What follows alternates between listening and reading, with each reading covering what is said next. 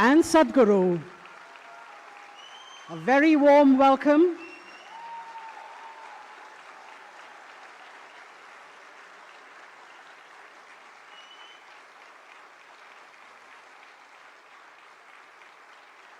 It is a great privilege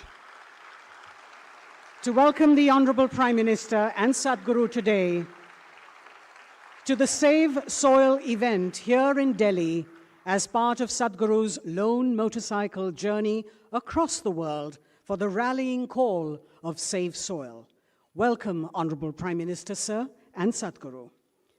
As I mentioned, it is a landmark day in Sadhguru's 100-day, 30,000-kilometer journey for the Conscious Planet Save Soil movement to accelerate citizen support and government action policy to revitalize soil.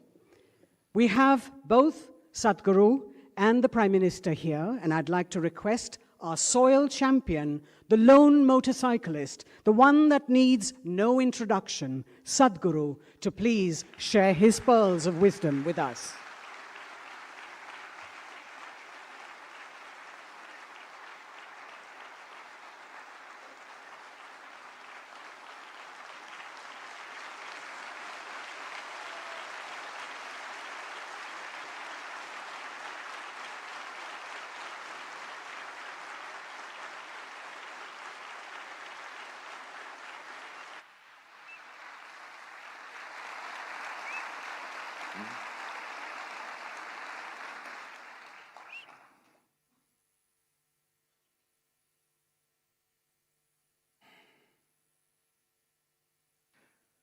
Kalo na janati tava jananam.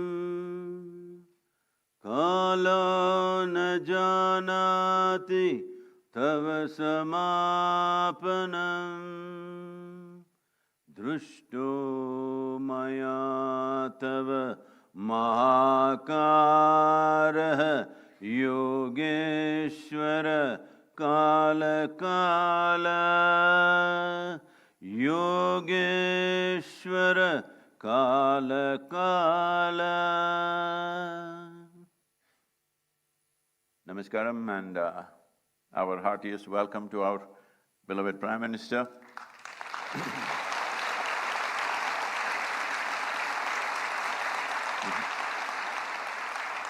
And many other ministers, cabinet ministers and envoys and excellencies. Namaskaram to all of you. And above all, the wonderful volunteers who have supported me every mile.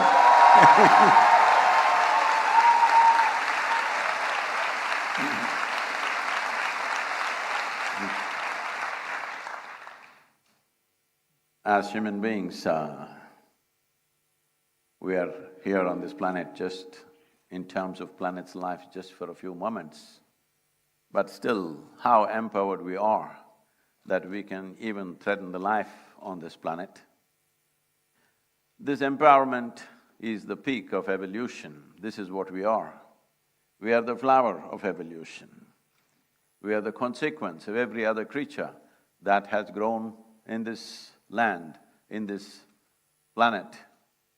But invested with such a sense of intelligence, with such a sense of capability, if we do not function consciously, if we do not function responsibly, our intelligence and our capabilities turn against us.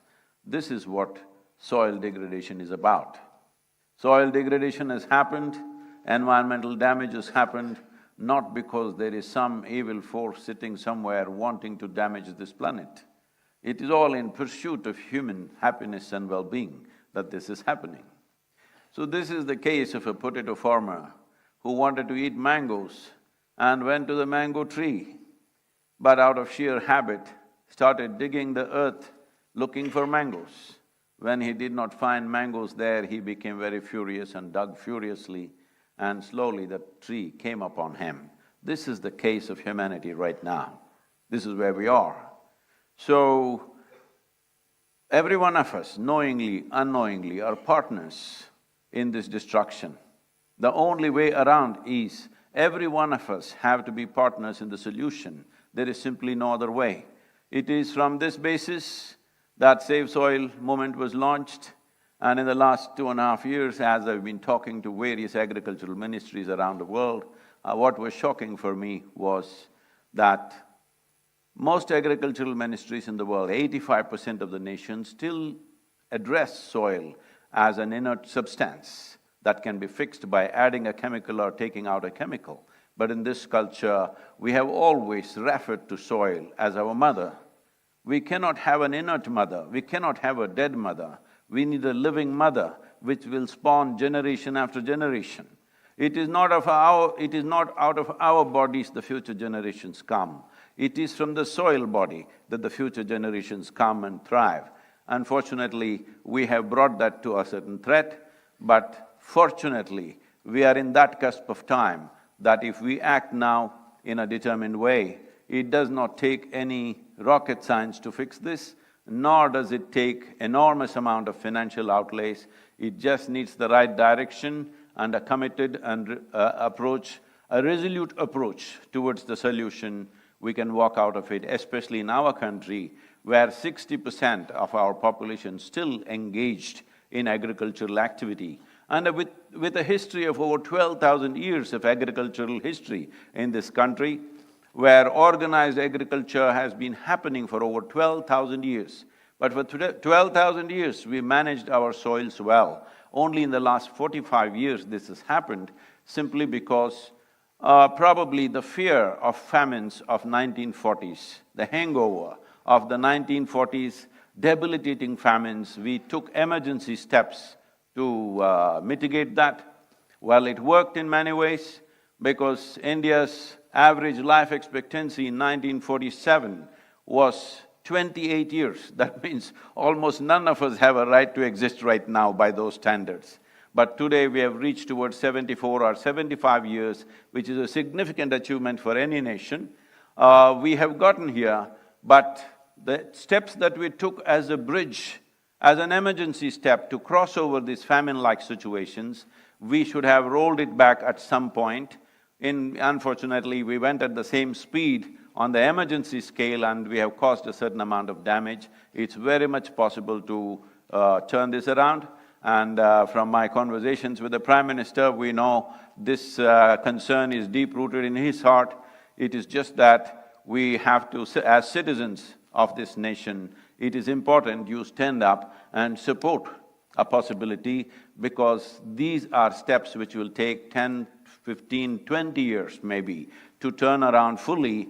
So when a government has to take long-term steps like this, without the support of the democratic citizens, there is no way no nation can take such steps, because government's terms are usually 5 years in this country. So 5-year term and 20-year policy is a little bit of a difficulty for various reasons. So it is very important people stand up and support this. This is not a protest, this is not an agitation, this is not an expression of anger or resentment. This is an expression of our love and responsibility for the life that we are, and the life that's around us, and the life that should be beyond us. This is very, very important. Right now, what we are threatening is the future generations. Every responsible scientist in the world is pointing out, in about 60 years' time, 90% of the world's soil will be degraded. And that is not a welcome prediction. Definitely this can be turned around with the necessary policies, and it does not need enormous outlays. It needs focus, it needs resolute action, which I'm sure in this day and age, India is very much capable under the able leadership that we have, that we are competent enough to take these steps. So it is not a situation of hopelessness. It is a situation where all of us have to tighten our belt and act and move in the direction of the solution rather than moving towards a problem. Apart from this, in the world, what I have seen is, wherever I traveled in the last 2.5, 3 years' time, meeting many people, environmental ministers, agriculture ministers and various bureaucrats, everybody knows the problem. Everybody generally knows what is the solution. So what I grasped from this was, Everybody knows the problem, everybody knows the solution, but they're just waiting for an idiot to bell the cat. So here I am, I thought. So, because the problem is known to everybody in the world, all UN agencies are very conversant with the problem, most nations are very conversant with the problem, but somehow there was a silence. Fortunately, in the last 75 days, it is India 75, it's my great privilege, in 75 days I'm in New Delhi.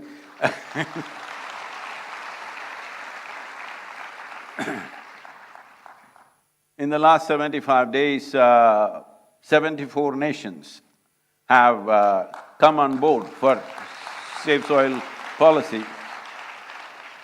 2.4 billion people have expressed their concern for soil, which has been never before.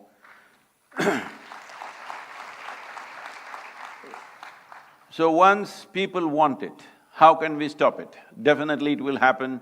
The most important aspect of this Save Soil movement is, it is not against anybody. It is not against any industry, it is not against any lobby, it is not against anybody. I've been talking to fertilizer industries, pesticides, herbicides. They're saying, are you against us? I say, I'm only against suicide.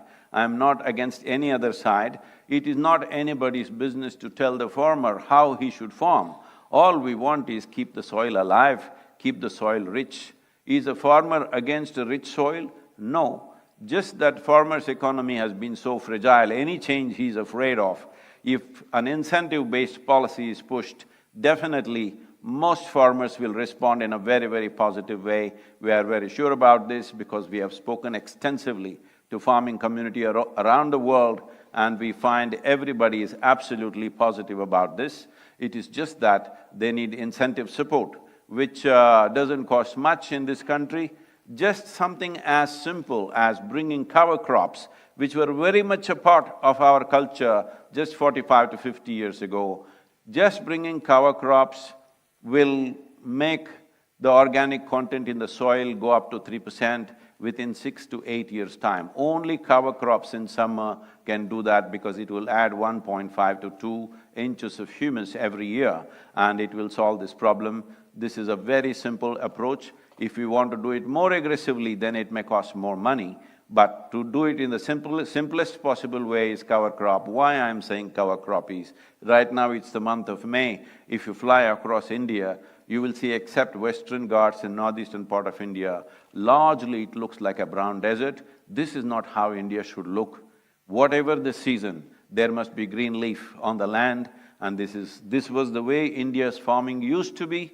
This is the way the wisdom of the farming community used to work, but unfortunately, we have dropped these things for whatever reasons. Instead of looking for who is to be blamed, instead of looking for what is the problem, who caused the problem, all of us are the problem, and all of us should become the solution. Thank you very much. And once again, thank you, sir, for being here.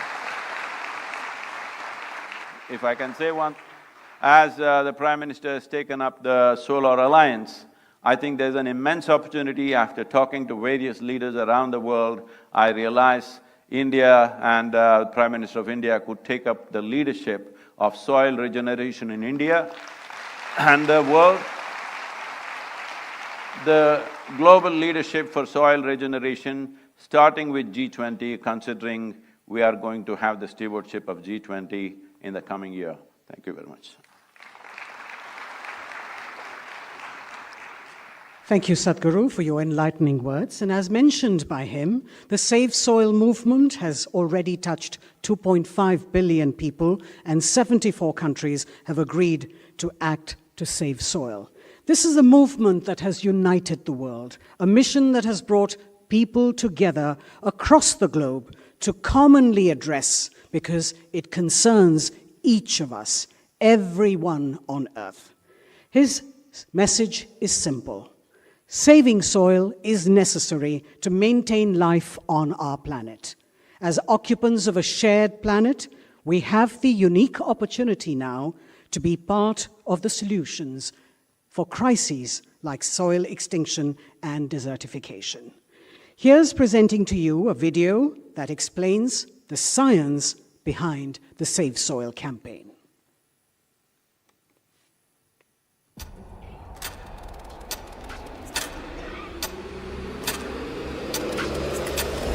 What we are facing now is soil extinction.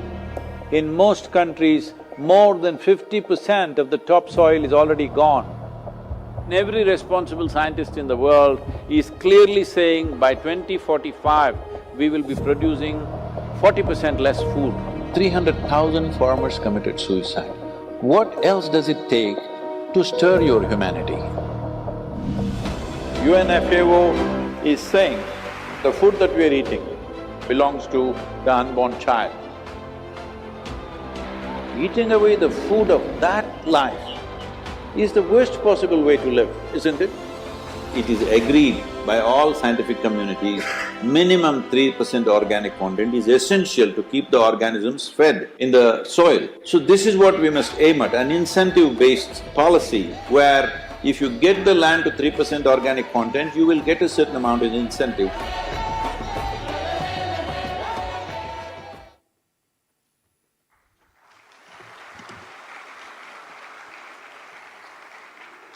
Ladies and gentlemen, as I mentioned earlier, several years ago, the Honourable Prime Minister, Shri Narendra Modi, had launched a nationwide scheme to help farmers to prevent soil deterioration through balanced use of fertilizers and the application of the right nutrients. The Honourable Prime Minister's foresight, vision, and commitment to the global efforts to restore and rejuvenate our planet and soil in particular from extinction is exceptional. I'd like to request the Honourable Prime Minister of India, Shri Narendra Modi ji, to please address the gathering.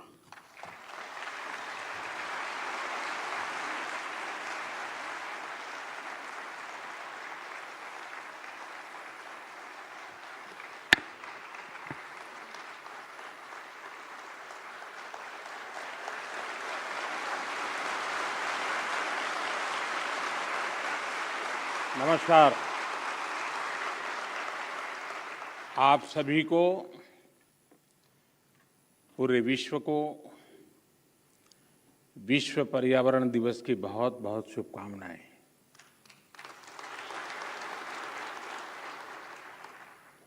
सद्गुरु और Isha foundation भी आज बधाई के पात्र हैं। मार्च में उनकी संस्था ने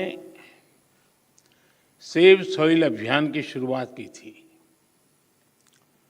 27 देशों से होते हुए उनकी यात्रा और 75वें दिन यहाँ पहुँची है। आज जब देश अपनी आज़ादी के 75वें वर्ष का पर्व मना रहा है, इस अमृत काल में नए संकल्प ले रहा है, तो इस तरह के जन अभियान बहुत अहम हो जाते हैं।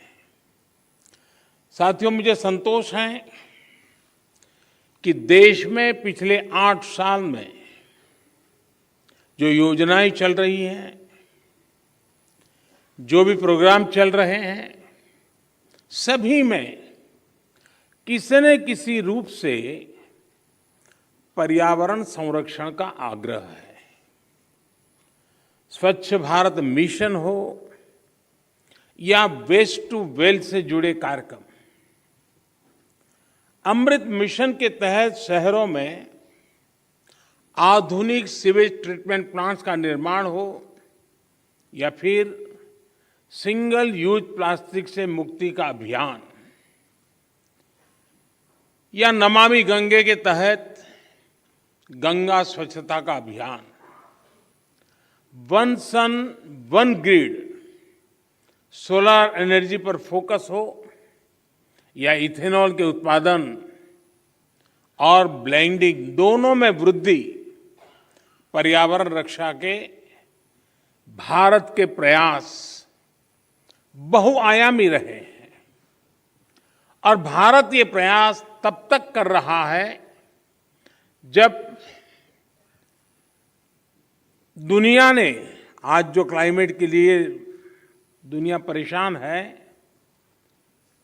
उस बर्बादी में हम लोगों की भूमिका नहीं है, हिंदुस्तान की भूमिका नहीं है।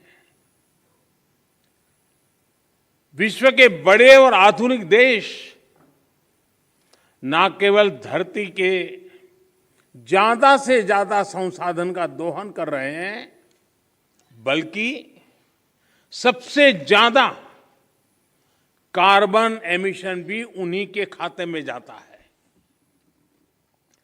कार्बन एमिशन का ग्लोबल औसत प्रति व्यक्ति 4 टन का है, जबकि भारत में प्रति व्यक्ति कार्बन फुटप्रिंट प्रतिवर्ष आधे टन के आसपास ही है। कहां 4 टन और कहां आधे टन। बावजूद इसके भारत पर्यावरण की दिशा में एक होलिस्टिक अप्रोच के साथ न केवल देश के भीतर बल्कि वैश्विक समुदाय के साथ भी जुड़ करके काम कर रहा है।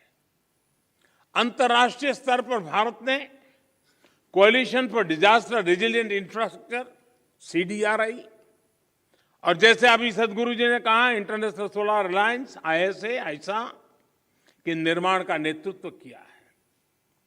पिछले वर्ष भारत ने ये भी संकल्प लिया है कि भारत 2070 तक नेट जीरो का लक्ष्य हासिल करेगा।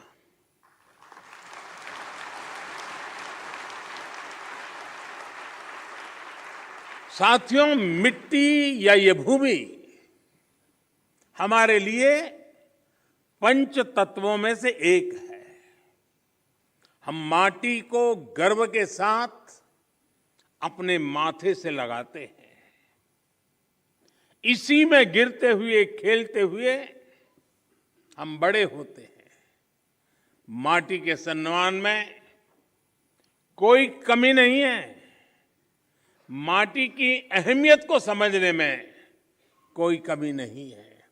कमी इस बात को स्वीकारने में है कि मानव जाति जो कर रही है उससे मिट्टी को कितना नुकसान हो रहा है, उसकी समझ का एक गैप रह गया है। और अभी सदगुरु जी कह रहे थे कि सबको पता है समस्या क्या है। हम लोग जब छोटे थे तो सिलेबस में किताब में एक पाठ्यक्रम के में एक पाठ पढ़ाया जाता था। गुजराती में मैंने पढ़ा है, बाकियों ने अपनी भाषा में पढ़ा हो शायद।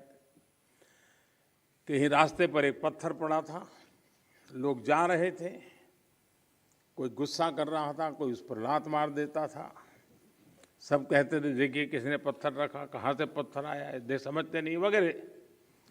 लेकिन कोई उसको उठा करके साइड में नहीं रखता था। एक सज्जन निकले, उनको लगा कि चलो भाई सदगुरु जैसा कोई आ गया होगा।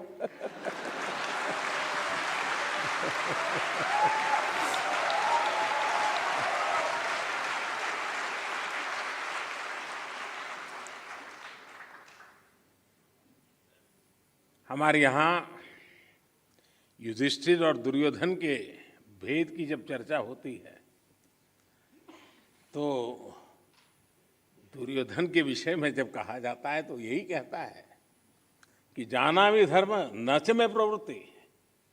मैं धर्म को जानता हूं लेकिन मेरी प्रवृत्ति नहीं, मैं नहीं कर सकता हूं। सत्य क्या है मुझे मालूम है, लेकिन मैं उस रास्ते पर नहीं चल सकता हूं। तो समाज में जब ऐसी प्रवृत्ति बढ़ जाती है तो ऐसा संकट आता है तो एक सामूहिक अभियान से समस्याओं के समाधान के लिए रास्ते खोजने होते हैं। मुझे खुशी है कि बीते 8 वर्षों में देश ने मिट्टी को जीवंत बनाए रखने के लिए निरंतर काम किया है। मिट्टी को बचाने के लिए हमने 5 प्रमुख बातों पर फोकस किया है। पहला, मिट्टी को केमिकल फ्री कैसे बनाएं। दूसरा, मिट्टी में जो जीव रहते हैं जिन्हें तकनीकी भाषा में आप लोग सॉइल ऑर्गेनिक मैटर कहते हैं, उन्हें कैसे बचाएं। और तीसरा, मिट्टी की नमी को कैसे बनाए रखें, उस तक जल की उपलब्धता कैसे बढ़ाएं? चौथा, भूजल कम होने की वजह से मिट्टी को जो नुकसान हो रहा है उसे कैसे दूर करें? और पांचवा, वनों का दायरा कम होने से मिट्टी का जो लगातार क्षरण हो रहा है उसे कैसे रोकें?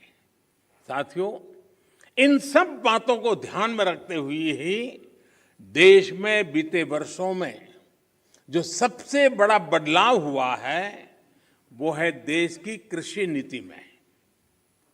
पहले हमारे देश के किसान के पास इस जानकारी का अभाव था कि उसकी मिट्टी किस प्रकार की है, उसकी मिट्टी में कौन सी कमी है, कितनी कमी है।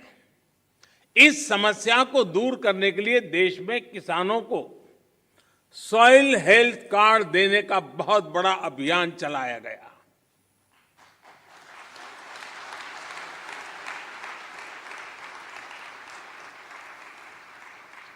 अगर हम किसी को मनुष्य को हेल्थ कार्ड दें ना तो भी अखबार में हेडलाइन बन जाएगी कि मोदी सरकार ने कुछ अच्छा काम किया। ये देश ऐसा है जो सॉइल हेल्थ कार्ड दे रहा है, लेकिन मीडिया की नजर अभी कम है।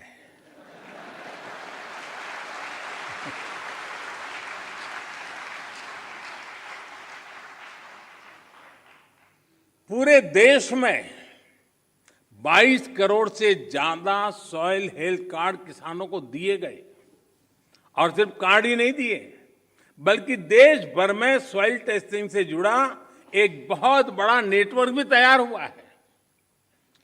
आज देश के करोड़ों किसान सॉइल हेल्थ कार्ड से मिली जानकारी के आधार पर फर्टिलाइजर्स और माइक्रो न्यूट्रिएंट्स का उपयोग कर रहे हैं। इससे किसानों को लागत में 8 से 10% की बचत हुई है और उपज में 5 से 6% की बढ़ोतरी देखी गई है। यानी जब मिट्टी स्वस्थ हो रही है, तो उत्पाद भी बढ़ रहा है। मिट्टी को लाभ पहुंचाने में यूरिया की 100% नीम कोटिंग ने भी बहुत फायदा पहुंचाया है। माइक्रो इरिगेशन को बढ़ावा देने की वजह से, अटल भू योजना की वजह से देश के अनेक राज्यों में मिट्टी की सेहत भी संभल रही है। कभी कभी कुछ चीजें, अब मान लीजिए कोई 1.5-2 साल का बच्चा बीमार है, तबीयत ठीक नहीं हो रही है, वेट नहीं बढ़ रहा है, ऊंचाई में भी कोई फर्क नहीं आता है, और मां को कोई कहे कि जरा इसकी चिंता करो, और उसको कहीं सुना हो कि भाई स्वास्थ्य के लिए दूध वगैरह चीजें अच्छी होती हैं, और मान लो वो हर दिन 10-10 लीटर दूध में उसको स्नान करवा दे, तो उसका स्वास्थ्य ठीक होगा क्या? लेकिन अगर कोई समझदार मां एक चम्मच थोड़ा सा दूध उसको पिलाती जाए, दिन में 2 बार, 5 बार, 7 बार, एक चम्मच, तो धीरे धीरे फर्क नजर आएगा। ये फसल का भी ऐसा ही है, पूरा पानी भर करके फसल को डुबो देने से फसल अच्छी होती है ऐसा नहीं है।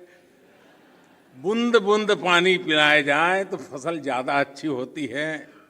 पर ड्रॉप मोर क्रॉप।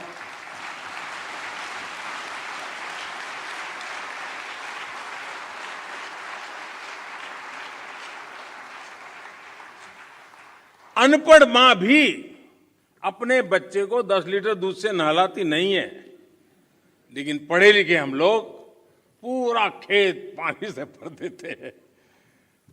खैर, इन सारी चीजों में बदलाव लाने के लिए कोशिश करते रहना है। हम कैच द रेन जैसे अभियानों के माध्यम से जल संरक्षण से देश के जन जन को जोड़ने का प्रयास कर रहे हैं। इस साल मार्च में ही देश में 13 बड़ी नदियों के संरक्षण का अभियान भी शुरू हुआ है। इसमें पानी के प्रदूषण कम करने के साथ साथ नदियों के किनारे वन लगाने का भी काम किया जा रहा है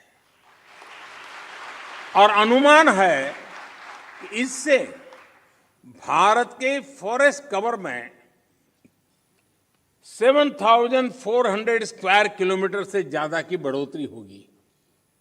बीते 8 वर्षों में भारत ने अपना जो फॉरेस्ट कवर 20,000 स्क्वायर किलोमीटर से ज्यादा बढ़ाया है, उसमें ये और मदद करेगा।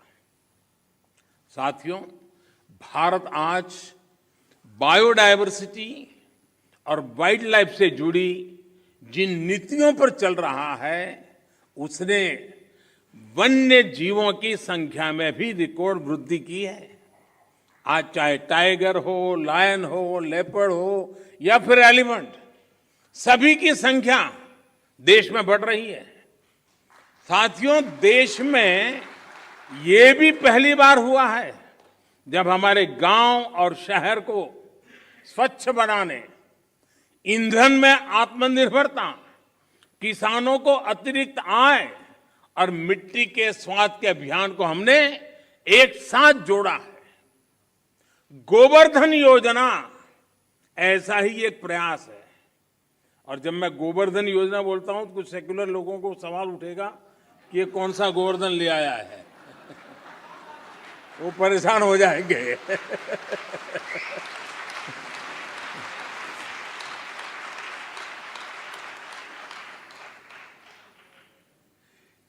इस गोवर्धन योजना के तहत बायोगैस प्लांट्स गोबर और खेती से निकलने वाले अन्य कचरे को ऊर्जा में बदला जा रहा है।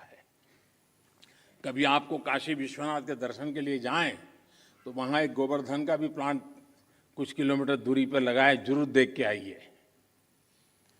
इससे जो जैविक खाद बनती है वो खेतों में काम आ रही है। मिट्टी पर अतिरिक्त दबाव बनाए बिना हम पर्याप्त उत्पादन कर सके, इसके लिए बीते 7-8 सालों में 1600 से ज्यादा नई वैरायटी के बीज भी किसानों को उपलब्ध कराए गए हैं। साथियों, नेचुरल फार्मिंग में भी हमारी आज की चुनौतियों के लिए एक बहुत बड़ा समाधान है। इस साल के बजट में हमने तय किया है कि गंगा के किनारे बसे गांवों में नेचुरल फार्मिंग को प्रोत्साहित करेंगे। नेचुरल फार्मिंग का एक विशाल कॉरिडोर बनाएंगे। हमारे देश में इंडस्ट्रियल कॉरिडोर हमने सुना है, डिफेंस कॉरिडोर हमने सुना है। हमने एक नया प्रारंभ किया है गंगा के तट पर एग्रीकल्चर कॉरिडोर का, नेचुरल फार्मिंग का। इससे हमारे खेत तो केमिकल फ्री होंगे ही, नमामि गंगे अभियान को भी नया बल मिलेगा। भारत वर्ष 2030 तक 26 मिलियन हेक्टेयर बंजर जमीन को रिस्टोर करने के लक्ष्य पर भी काम कर रहा है। साथियों, पर्यावरण की रक्षा के लिए आज भारत नए इनोवेशंस, प्रो एनवायरमेंट टेक्नोलॉजी पर लगातार जोर दे रहा है। आप सभी ये जानते हैं कि प्रदूषण कम करने के लिए हम BS5 नॉर्म पर नहीं आए, बल्कि BS4 से सीधे BS6 पर हम जंप लगा दिया। हमने जो देश भर में LED बल्ब देने के लिए उजाला योजना चलाई, उसकी वजह से सालाना लगभग 40 मिलियन टन कार्बन एमिशन कम हो रहा है। सिर्फ लट्टू के बदलने से घर में अगर सब लोग जुड़ जाएं, सबका प्रयास कितना बड़ा परिणाम लाता है। भारत फॉसिल फ्यूल पर अपनी निर्भरता को कम से कम करने का प्रयास कर रहा है। हमारी ऊर्जा जरूरतें रिन्यूएबल सोर्सेज से पूरी हो, इसके लिए हम तेजी से बड़े लक्ष्यों पर काम कर रहे हैं। हमने अपनी इंस्टॉल पावर जनरेशन कैपेसिटी का 40% non fossil fuel based sources से हासिल करने का लक्ष्य तय किया था। ये लक्ष्य भारत ने तय समय से 9 साल पहले ही हासिल कर लिया है।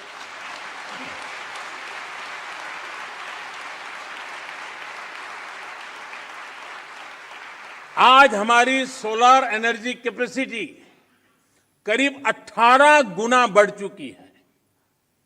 हाइड्रोजन मिशन हो या फिर सर्कुलर इकोनॉमी पॉलिसी का विषय हो, ये पर्यावरण रक्षा की हमारी प्रतिबद्धता का प्रमाण है। हमने पुरानी गाड़ियों को लिए स्क्रैप पॉलिसी लाए हैं। वो स्क्रैप पॉलिसी भी अपने आप में एक बहुत बड़ा काम होने वाला है।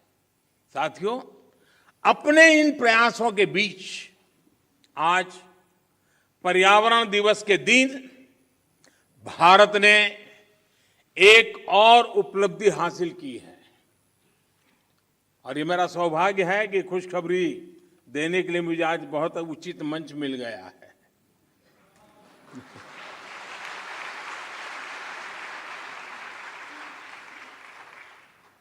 भारत की परंपरा रही है कि जो यात्रा करके आता है उसको छूते हैं तो आधा पुण्य आपको मिल जाता है।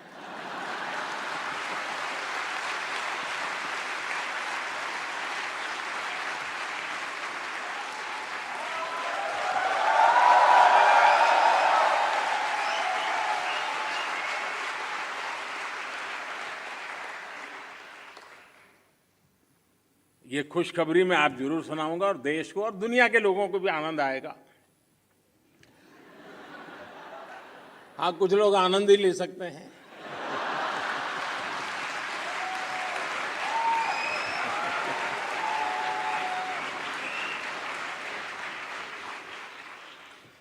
आज भारत ने पेट्रोल में 10% इथेनॉल ब्लेंडिंग के लक्ष्य को प्राप्त कर लिया है।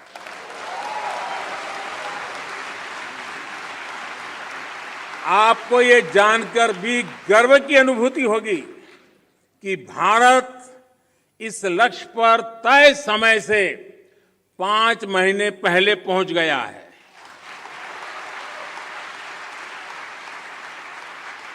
ये उपलब्धि कितनी बड़ी है, इसका अंदाजा आप इसी से लगा सकते हैं कि साल 2014 में भारत में सिर्फ 1.5% इथेनॉल की पेट्रोल में ब्लेंडिंग होती थी। इस लक्ष्य पर पहुंचने की वजह से भारत को 3 सीधे फायदे हुए हैं। एक तो इससे करीब 27 लाख टन कार्बन एमिशन कम हुआ है।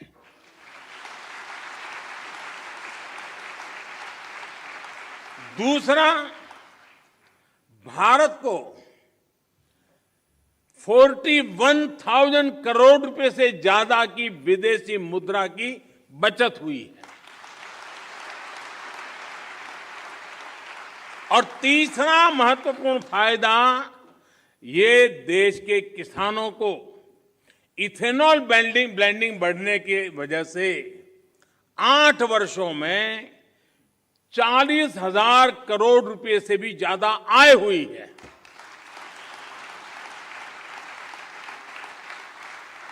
मैं देश के लोगों को, देश के किसानों को, देश की ऑयल कंपनियों को इस उपलब्धि के लिए बधाई देता हूं। साथियों, देश आज जिस पीएम नेशनल गति शक्ति मास्टर प्लान पर काम कर रहा है, वो भी पर्यावरण रक्षा में अहम भूमिका निभाएगा। गति शक्ति की वजह से देश में लॉजिस्टिक सिस्टम्स आधुनिक होगा, ट्रांसपोर्ट सिस्टम मजबूत होगा। इससे प्रदूषण कम करने में बहुत मदद मिलेगी। देश में मल्टी मॉडल कनेक्टिविटी हो, 100 से ज्यादा नए वाटरवे के लिए काम हो, ये सभी पर्यावरण की रक्षा और क्लाइमेट चेंज की चुनौती से निपटने में भारत की मदद करेंगे। साथियों, भारत के इन प्रयासों, इन अभियानों का एक और पक्ष है जिसकी चर्चा बहुत कम होती है। ये पक्ष है ग्रीन जॉब्स। भारत जिस प्रकार पर्यावरण हित में फैसले ले रहा है, उन्हें तेजी से लागू कर रहा है, वो बड़ी संख्या में ग्रीन जॉब के अवसर भी बना रहे हैं। ये भी एक अध्ययन का विषय है कि जिसके बारे में सोचा जाना चाहिए। साथियों, पर्यावरण की रक्षा के लिए, धरती की रक्षा के लिए, मिट्टी की रक्षा के लिए जन चेतना जितनी ज्यादा बढ़ेगी, उतना ही बेहतर परिणाम मिलेगा। मेरा देश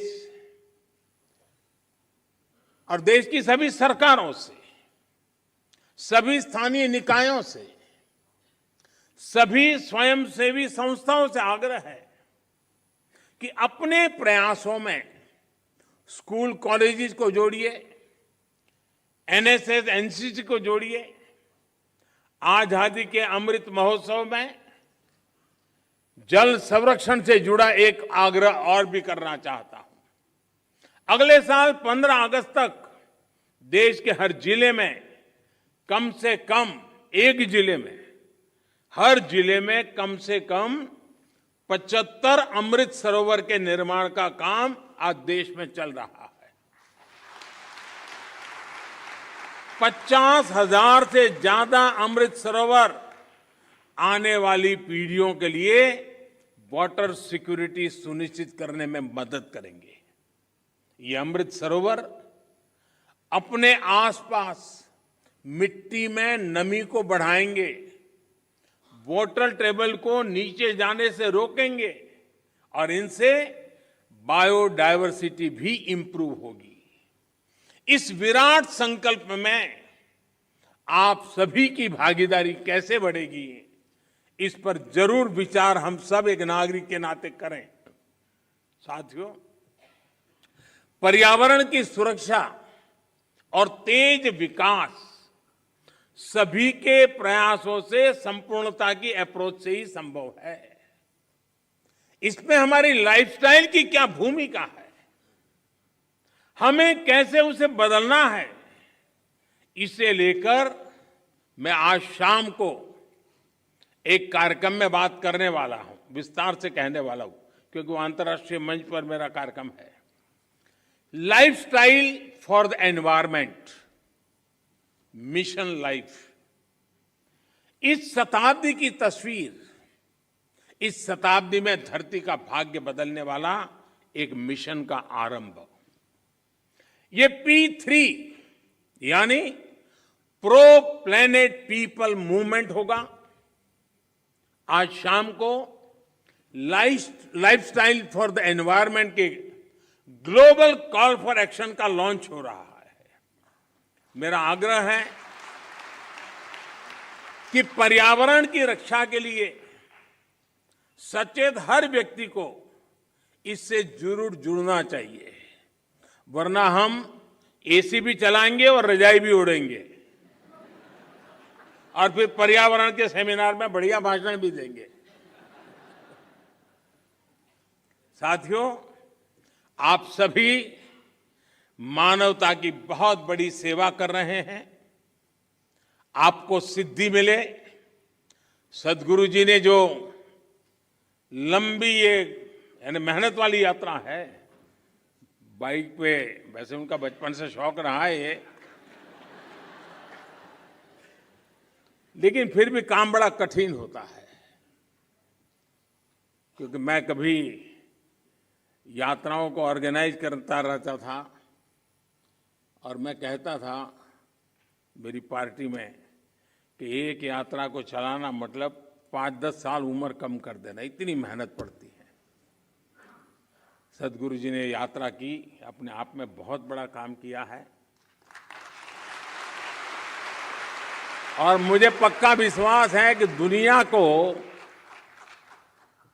मिट्टी के प्रति स्नेह तो पैदा हुआ ही होगा, लेकिन भारत की मिट्टी की ताकत का भी परिचय मिला होगा।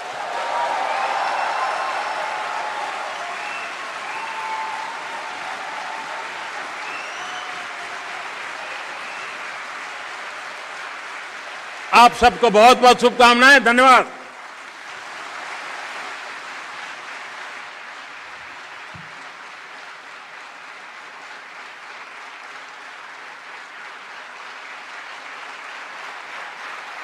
Thank you, Prime Minister, sir. Thank you, Prime Minister, sir, for your words of wholehearted support, encouragement, and guidance. As we conclude, may I request Sadhguru to please give thanks. Well, because the Prime Minister is on stage, I've been trying to deliver a serious talk, but he's stealing the stage with all his humor. So, whether we want to ensure food security for the nation, enhance farmers' income, enhance biodiversity, bring back aliveness into our soil, save soil is very important. We beseech the Prime Minister to take dynamic steps in this direction. He's already narrated many things. We are willing to work with the required ministries to take this ahead. Thank you very much, sir, for being here today. Thank you, Sadhguru and Prime Minister, sir, for your vision and foresight. Please remain in your places, ladies and gentlemen, as the Prime Minister and Sadhguru leave the hall.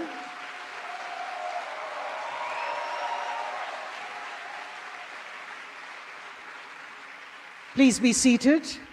Thank you, Sadhguru, and we wish you a safe journey as you continue to travel in the last leg of the 100-day journey through Bharat, onward as you go to Lucknow, Bhopal, Nasik, Mumbai, Hyderabad, Mysuru, Bengaluru, and to the Kaveri Basin in Coimbatore, and conclude at the Adi Yogi at Isha Yoga Center. Thank you, Sadhguru, for single-handedly taking on the mammoth mission of Save Soil. Please remain with us as we share with you glimpses of Sadhguru's Save Soil rally across 27 countries, from London to New Delhi so far. We would like to also invite you to join us for this evening's public event being held at the Indira Gandhi Indoor Stadium from 6 p.m. to 8 p.m. Entry, as you know, is restricted to those who have registered on the website for the event, and we do have a few seats left still in case you want to join us. Please register on the Conscious Planet website at savesoil.co/Delhi. Please enjoy the Save Soil rally video that we have for you. Please be seated, ladies and gentlemen.